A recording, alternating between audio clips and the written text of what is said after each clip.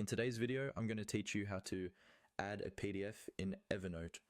We'll walk through this together step by step, so by the end, you'll know exactly how to attach a PDF file to any note in your Evernote account. This is really useful if you like to keep documents, receipts, reports, or ebooks neatly organized alongside your written notes.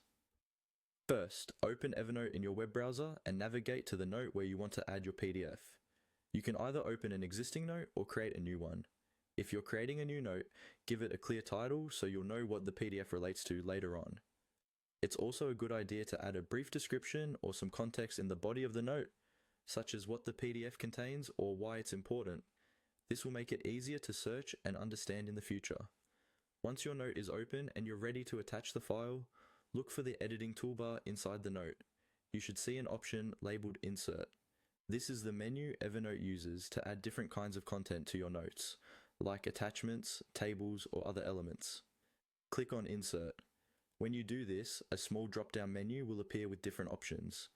From that menu, choose File. This tells Evernote that you want to attach a file from your computer rather than adding text or another type of content. After you click File, a File Explorer window will pop up from your operating system. Here, you'll need to browse to the location where your PDF is saved. Take a moment to make sure you're selecting the correct PDF, especially if you have several similar documents.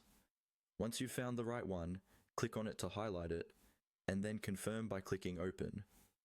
Evernote will now upload the PDF to your note. Depending on the size of the file and your internet connection, this may take a few seconds. When the upload is complete, you'll see the PDF appear within the note, usually as an attachment block or a preview. At this point, you can click on the PDF to open it, or simply leave it attached for future reference. You might also want to add tags to the note or place it into the appropriate notebook so you can easily find it later. And that's all there is to it. You've successfully added a PDF to your Evernote note using the Insert and File options.